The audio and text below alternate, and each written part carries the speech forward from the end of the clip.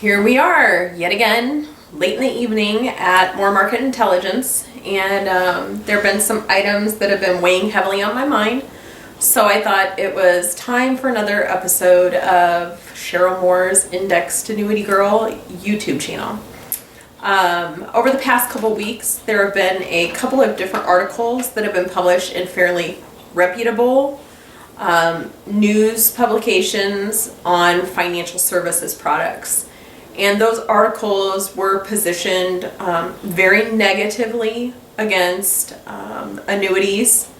And I'll just say that the person who has been publishing them has been trying to put themselves in a better light by saying, I know all of these negative things and I'm the expert, so as to increase their own sales. And so that kind of got me thinking that, rather than starting off our next show on what is life insurance or what are annuities, that maybe something I needed to speak about was sales and marketing of life insurance and annuity products. I have never sold anything really, I don't think, except my glowing personality. I have been a licensed insurance agent for over a decade. I don't know exactly how many years, but I've never ever made money off the sale of life insurance or annuity products or any financial services products for that matter.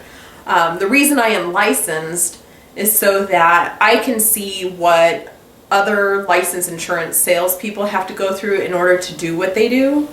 And also so that I can take continuing education courses and learn about the different types of insurance, legislation, regulation that are impacting the salespeople in this business. I spend thousands of dollars every year on insurance and annuities for myself and my family. And what I do is fill out the paperwork for the products that I want, and another insurance professional comes over to my office and signs the paperwork and collects a big fat commission check. Because I want to be able to continue to say, I do not endorse any company or product. I am a third-party neutral expert when it comes to these products. That being the case, I can offer some outside perspective on these products and what it takes to be a salesperson in this business, but I've never gone through that process personally. And in fact, I have a tremendous amount of respect for people who sell life insurance and annuities as a whole, because this is a very noble industry. I will say that there is very much some negative connotation about people who work in this industry, and it's just because of a couple of bad apples in this great big barrel. But the entire industry pays very dearly for it.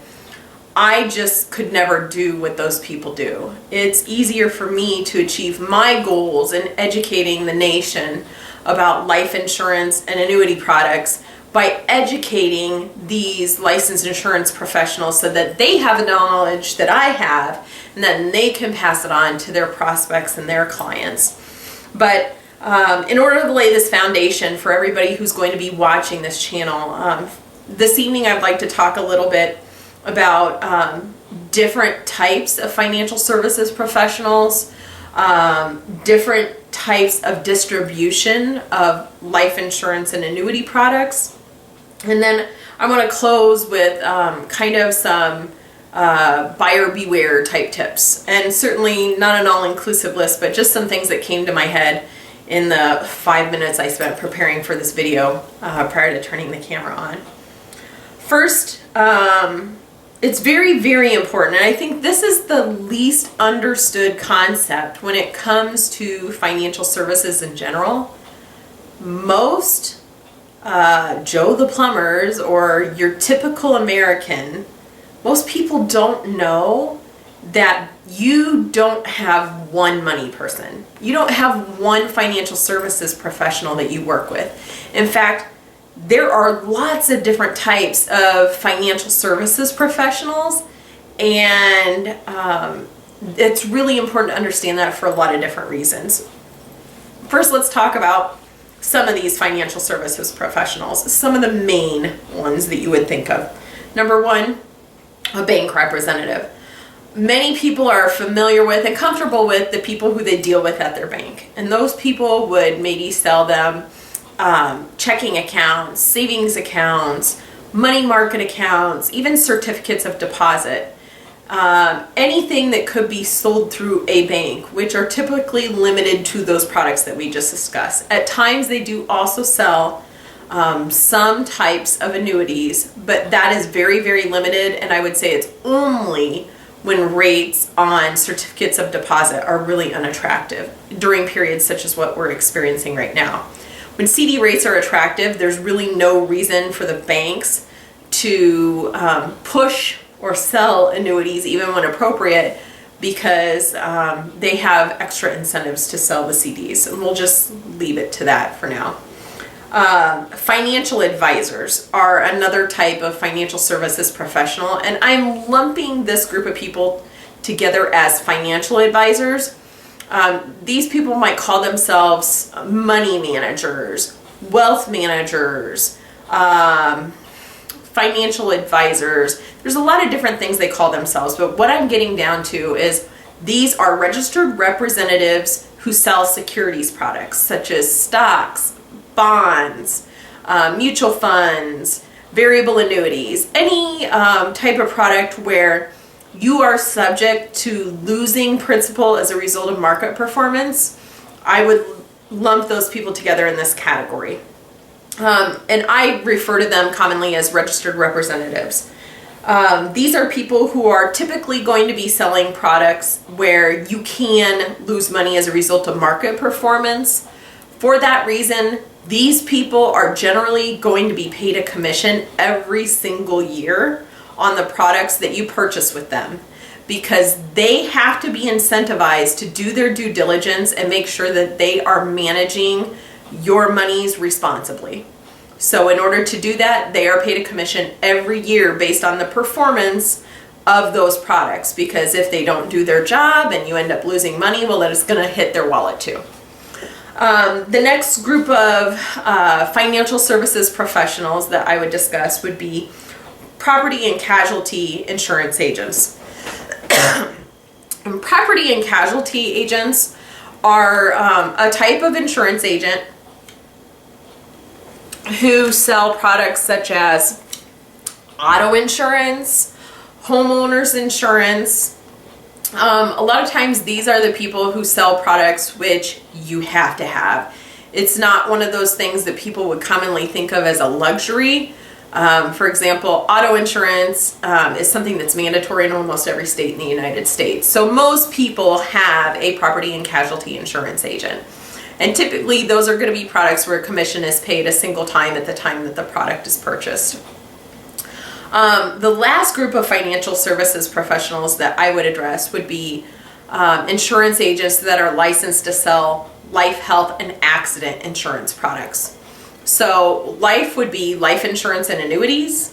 Health would be different health insurance products, whether it be group health insurance for a workplace, or individual health insurance for just you and your family.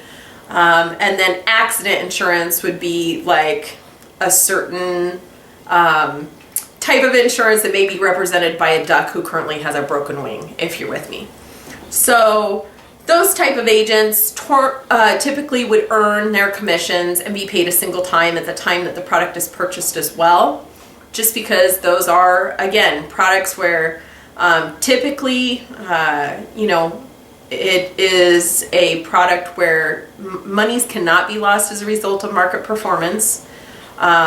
There's usually a guaranteed return of principal as long as you don't take monies out.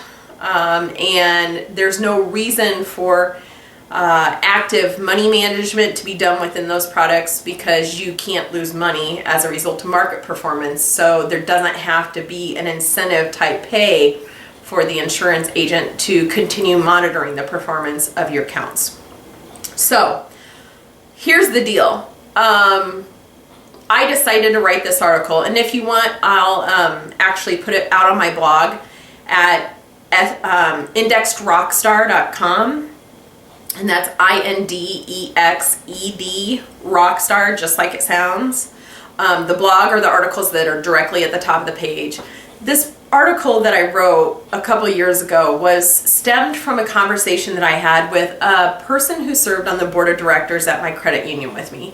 And I was just absolutely baffled that this gentleman had no idea that the person who sold him his auto insurance would never suggest an annuity to him. Now, that was a very individual situation, but the bottom line is that everybody needs to understand that there are lots of different types of financial services, insurance professionals, and financial products professionals. There is not one person who's going to sell you every type of financial product that you should need when and if it's appropriate. You have to have special licensing and take different tests, and there are continuing education requirements for almost all of these financial professionals. And these things usually cost money too. And there are requirements that I'm not even going to go into today that cover how much product you're selling with certain companies and what the maintenance and upkeep of different licenses requires. The bottom line is that you need to know that typically you're going to meet financial services professionals that are going to sell you this one type of product but not this other type, and that's very, very common. I will say that I constantly have people who say, well, you know, Cheryl, you write a lot about indexed annuities. I understand you're passionate about those, but my financial advisor hates indexed annuities. And then I say, well, who is your financial advisor, or where do they work? And then they say, well, Edward Jones. Okay, well, Edward Jones does not like indexed annuities because Edward Jones doesn't sell indexed annuities. And in fact, if your financial advisor is working through Edward Jones, he's probably getting paid every year because the products that he sells can lose money as a result of market fluctuation. And so he's not going to like an indexed annuity because he only gets paid one time on an indexed annuity. But yet he'll make the indexed annuity look bad because it does pay a commission percentage that is higher than what he gets paid, but you also need to consider it's only paid a single time. So for example, on a 10-year annuity, it may pay a commission of only 6%. Whoops, sorry about that, everyone. That's the typical commission on an index annuity, 6% for a 10-year product. But he might not mention that he's getting paid 1% commission every single year for 10 years on a mutual fund that he sold you. So he's going to bash the index annuity because it pays 6% when he only makes 1% on the mutual fund. Never mind that over a 10-year period, he's going to make 4% more by selling you that mutual fund than the agent who would sell you the indexed annuity. Get my point? Okay, it's apples to oranges.